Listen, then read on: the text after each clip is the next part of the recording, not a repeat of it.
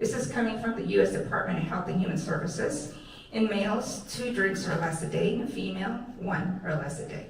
Of course, I recommend not at all, but I'm not going to stop my patients from doing that. You know, if they want to drink, it's just they need to know their limits, and that's it. Pretty strict guidelines.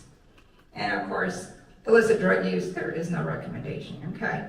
Marijuana, cocaine, heroin, you know, all those things, just say no.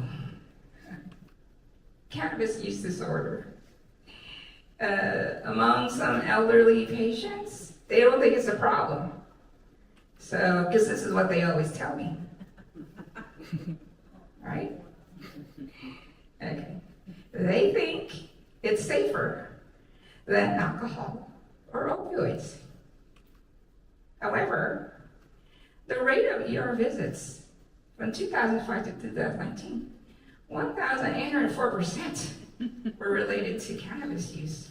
That's pretty phenomenal data, right?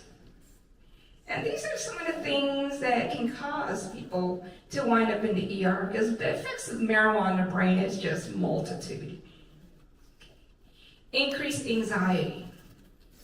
The studies have shown that, yeah, you may like it to calm you down, but eventually it's going to quit working.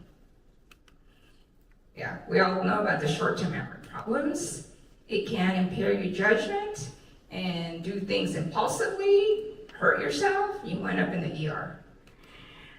Driving. And, you know, drug driving is a big thing.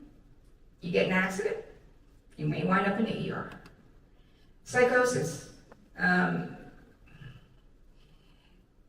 My younger, you know, patients who want to keep using drugs at 17 or 15, 14, just I had one yesterday. You know, they think it's fine. You know, like it's safe. It's not going to do anything. But there are certain people that are prone to schizophrenia when it comes to using marijuana. It opens that up.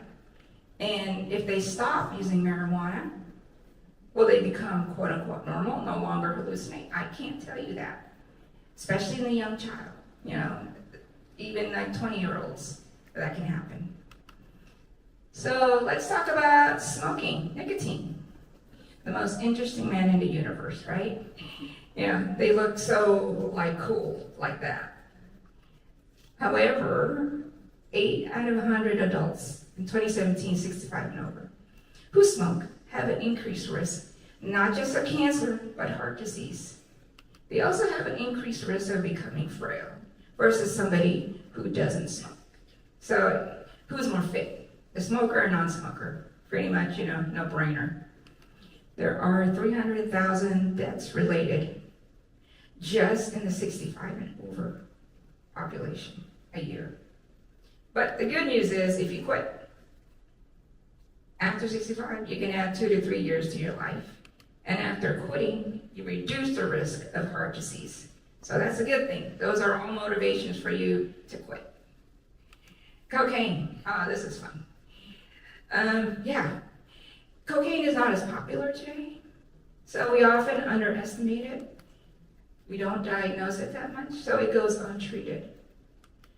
Scary thing is, above 50-year-old with a lifetime, anytime at all in their life they've used IV cocaine.